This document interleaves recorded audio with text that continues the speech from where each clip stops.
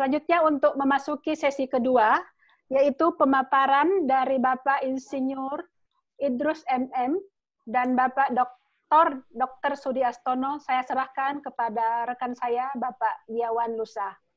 Pak Giawan, monitor. Oke. Silahkan, Pak. Baik, terima kasih Ibu Nurhani. Sebelum kembali ke Pak Giawan sebagai moderator kedua kita, saya sapa dulu Pak Giawan, monitor Pak Giawan. Halo Pak Giawan. Siap. Oke. Sebelum saya kembalikan ke Pak Giawan, saya ucapkan terima kasih dulu kepada moderator pertama kita Ibu Nurhani, dan sekaligus juga saya ucapkan selamat ulang tahun buat Ibu Nurhani karena hari ini ulang tahun beliaunya. Ya. Terima kasih. Ya. Bapak Ibu sekalian, sebelum kita memasuki sesi kedua, mungkin kita ambil dokumentasi dulu ya untuk foto bersama untuk sesi pertama. Gimana? Oke. Untuk itu kepada seluruh partisipan kami persilakan untuk menghidupkan kameranya atau videonya. Oke, kepada seluruh partisipan kami persilakan untuk menghidupkan kameranya untuk pengambilan gambar sesi pertama. Oke, untuk aturan mainnya, ketika saya mengatakan KNK, Bapak Ibu mengepalkan tangan kanan di depan dengan menjawab oke sambil tersenyum, ya, ditahan beberapa menit. Oke, sepakat ya? Baik. Tim teknis, oke, siap ya? Oke, baik. Kita mulai. KNK, oke. Oke. Oke, silakan tangan dikepal, ditahan sambil senyum. Kita mengambil gambar untuk sesi pertama ini.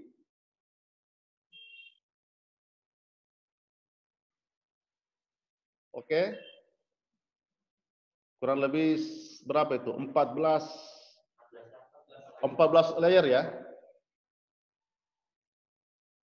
Oke, tahan, senyum.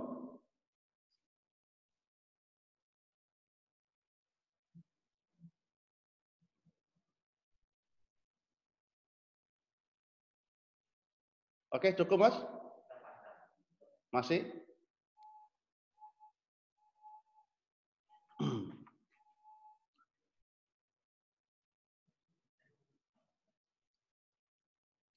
Oke, terima kasih buat Bapak Ibu semua atas atensinya, dan kami ucapkan terima kasih kepada narasumber Pak Menteri, Bapak Ketua Apindo atas waktunya yang sangat berharga bisa sharing bersama kita semua. Terima kasih juga buat moderator kita. Selamat ulang tahun Ibu. Terima kasih. Mas Ance. Terima kasih Bapak. Baik Bapak Ibu sekalian, langsung saja kita masuk kepada sesi kedua.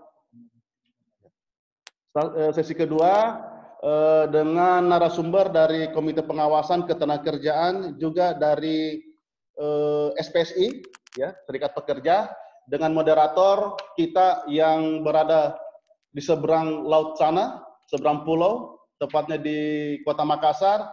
Untuk itu kepada Bapak Giawan Lusa, waktu dan tempat kami persilakan. Baik, terima kasih Pak Anca. Kedengaran Pak Anca? Kedengaran Pak. Oke, ya, baik. Silakan Pak. Bapak Ibu, Assalamualaikum warahmatullahi wabarakatuh. Selamat siang. Salam ketemu. Sebelum saya memulai sesi kedua ini, izinkan saya menyapa dulu. Yang pertama tentu kepada Pak Herman, mantan Menaker kita. Terima kasih Pak sudah bergabung. Lalu khusus juga kepada Pak Haryadi Sukamdhani, Ketua Apindo.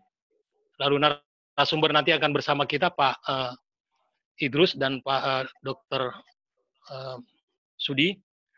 Juga kepada Pak Sekjen, Pak Hairil Anwar, dan tidak lupa saya ingin menyapa senior kita nih Pak. Di sana ada Pak Aji Dharma. Selamat siang Pak Aji. Pak Saud Siaan. Selamat siang, Lalu ada Pak Amri. Juga Pak Yuli Adiratna. Bu Hani, selamat milad Bu. Sehat selalu. Lalu Pak Hari, ya. Sesi kedua ini tema yang akan dibicarakan adalah kemitraan pengawasan ketenagakerjaan berbasis komunitas menyongsong new normal pasca pandemi COVID-19. Sebelum memulai, saya perkenalkan dulu narasumber kita nanti. Yang pertama ada Pak Idrus, Insinyur Idrus MM. Beliau adalah Sekjen DPP FSP Lem SPSI, Ketua DPP KSPSI Bidang Tripartit Nasional. Pengalaman pekerjaan, PT Amkol Graha selama 14 tahun, PT Kia Timor Motor, Kumpus Group selama hampir 7 tahun, pendidikan formal S1 Teknis, S2 Manajemen. Lalu pengalaman berorganisasi, PUK PT Amkol Graha sebagai pimpinan unit kerja SPSI, PUK PT Timor Motor, Kumpus Group sebagai pimpinan unit kerja SPSI, Ketua DPP KSPSI Bidang Tripartit Nasional sampai sekarang, lalu Sekjen DPP FSP Lem SPSI sampai sekarang, keanggotaan LKS Tripartit Nasional 2 periode, pengurus PC SPSI Depok, pengurus PC SPSI di Kerawang, pengurus DPD SPSI Jawa Barat. Itu profil beliau. Selamat siang Pak Idrus. Selamat siang Pak Gainawan. Apa kabar? Giawan Pak. Giawan. Okay, Ya, alhamdulillah Pak. Dari Makassar Pak. Minal aidin wal faidin. Maaf lahir batin. Sama-sama Pak. Maaf lahir dan batin. Bapak Ibu peserta webinar yang berbahagia, sebelum kita mulai, saya ingin memulai ini, sebelum saya persilakan Pak Idrus, dengan saya ingin mengutip catatan dari teman saya di grup APKI, Pak. Ya. Ya, itu ada kawan saya di sana, Pak Angah Rudi, dia sebutkan begini. Kita harus melaksanakan tugas dan kewajiban, di sisi lain ancaman COVID-19 layaknya hantu. Kemudian setiap saat siap-siap menjangkiti kita. Wah, itu kira-kira bisa ditangkap nuansanya, Pak. Apa yang ada dalam pikiran teman saya. Ya. Lalu kemudian ada tulisan yang bagus juga yang ingin saya kutip untuk kita dari Galatika Chandra dalam bukunya Author of Hatching Your Mind Book. Beliau mengatakan begini, ubahlah cara kita atau diri kita dalam memandang sesuatu, beradaptasilah. Pilihannya, adjust diri kita dengan gaya hidup yang baru, yang tidak normal ini, atau kita tidak akan survive dan akan mati,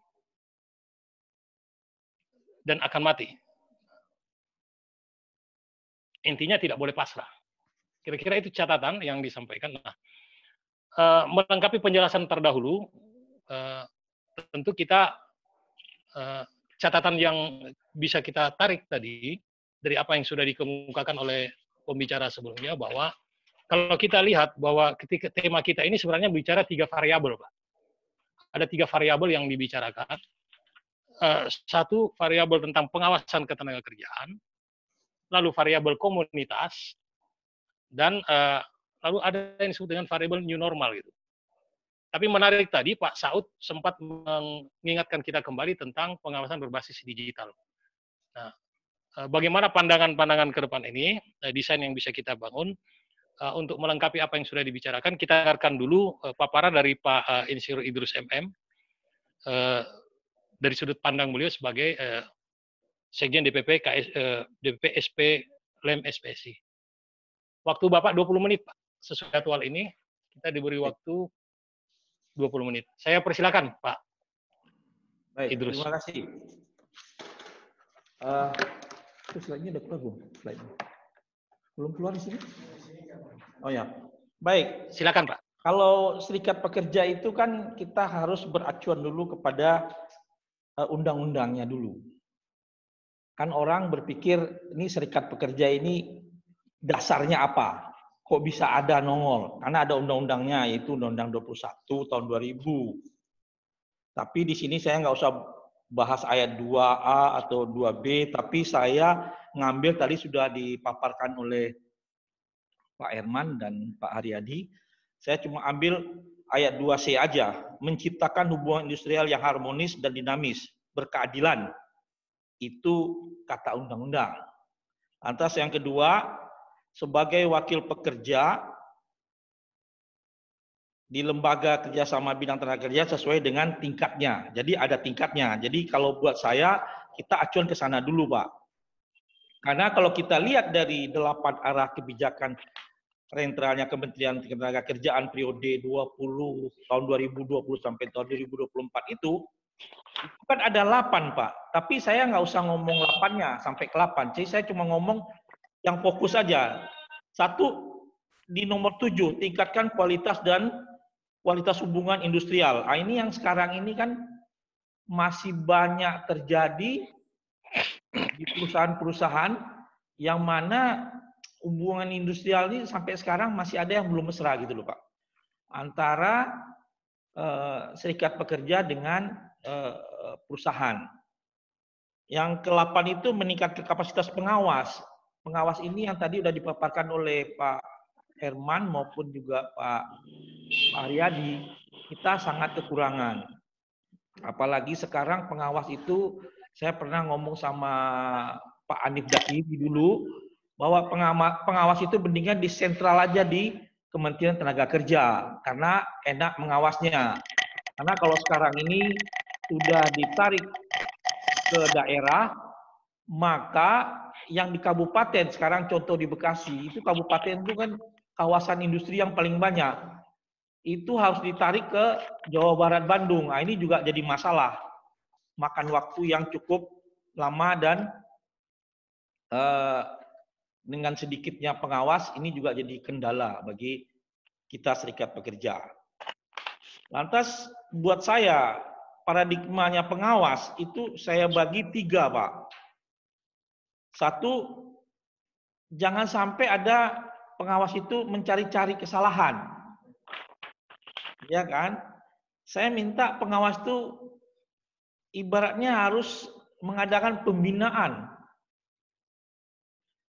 Yang tadi yang dibilang Pak Herman, nah inilah kadang-kadang karena otonomi daerah ini, jadi pengawas itu kadang-kadang yang pernah saya pergi ke seluruh daerah, itu kadang-kadang pengawas itu baru 1 tahun begitu ganti wali kota atau gubernur, pengawasnya juga ganti. Yang diganti mendingan orang yang kata saya bilang proporsional, tapi yang diganti ada orang, ini mohon maaf sekali lagi, dari yang kerja kebun kah, atau yang kerja tanaman gitu, itu saya pernah ngalamin. Lantas yang ketiga itu, ciri-ciri yang saya minta itu ya, karena pengawas yang ada di daerah itu masih banyak yang kualitasnya atau kinerjanya masih tidak memenuhi standar yang kita minta dari serikat buruh. Makanya saya senang banget dengan adanya KNK ini yang tadi dibilang Pak Herman sama Pak Haryadi, bagaimana kita nanti akan mensosialisasi dengan pengawas dari Kementerian Tenaga Kerja yang sangat kurang sekali, supaya kita bisa mengadakan pembinaan, supaya buruh itu tahu mana yang harus dia kerjakan, mana yang harus dia tidak kerjakan.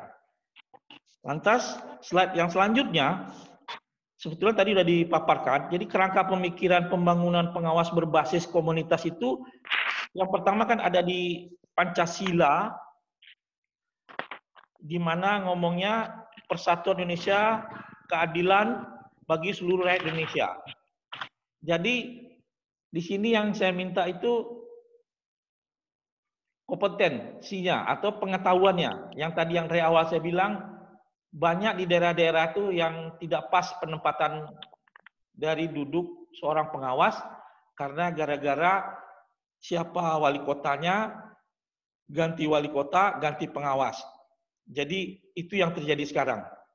Tapi saya memang setuju sekali tadi yang disarankan oleh Pak Herman dan juga Pak Haryadi. Ini KNK ini harus dimaksimalkan. Nah, mungkin kerjasama yang akan kita ajukan ke KNK ini adalah dengan BPJS yang tadi dibilang Pak Aryadi, tenaga kerja, yang mana di situ dia juga mempunyai kewajiban juga untuk sebagai kemitraan juga dari SP maupun juga perusahaan. Lantas sekarang kan ada juga kemitraan itu kadang-kadang ya mohon maaf sekali lagi saling mendukung dan menguatkan. Kadang-kadang saling menguntungkan. Itu yang kita minta. Tapi kadang-kadang ini tidak tercapai juga gitu. Karena apa? Kepercayaan yang sekarang yang masih kurang. Jadi kalau ngomong, kalau ada pengawas, seakan-akan pengawas ini mau ngapain lagi. Nah, sudah mulai ada curiga. Padahal ini untuk kebaikan kita semua. Lantas slide selanjutnya. Saya kompetensi ya. Kompetensi di sini yang sudah ada yang kita tahu dari Al-Qur'an gitu loh. Sebenarnya kita ngacuin aja ke situ karena dalam kasus begini kita harus balik lagi. Kadang-kadang kita itu kadang-kadang gimana ya? Orang kalau sudah nggak percaya ya sudah tidak percaya gitu. Apalagi mohon maaf sekali lagi nih. Serikat pekerja ini kadang-kadang mohon maaf, kadang-kadang kami ini ya tidak semua orang yang bisa mengetahui semua. Makanya kami dari serikat pekerja, serikat buruh ini selalu mengadakan pendidikan-pendidikan. Makanya tadi yang saran daripada Pak Herman dan Pak Aryadi, ini akan coba kami bicarakan dengan KNK maupun juga sama pengawas, supaya mensosialisasikannya itu bareng-bareng sama kami ke perusahaan-perusahaan, biar tahu apa itu semuanya yang namanya pengawasan, keselamatan bagi pekerja. Mungkin saya kira lebih enak kita nanti membahas pertanyaan-pertanyaan aja, apa yang perlu saya bisa jawab, akan saya jawab, karena tadi semuanya sudah sudah disosialisasikan oleh Pak Herman dan Pak Aryadi yang sudah begitu lengkap. Kalau saya tidak ngomong lagi COVID, karena COVID ini ya saya anggap ini bukan ekonomi, tapi ini musibah gitu. Ini tantangan berat bagi kami sebagai serikat pekerja. Mungkin itu dulu Pak Genawan. Baik Pak. Terima kasih paparannya, Pak Idrus. Nanti ada beberapa catatan mungkin di kolom diskusi teman-teman ini sudah ada beberapa pertanyaan, tapi nanti kita tahan dulu untuk menjawabnya.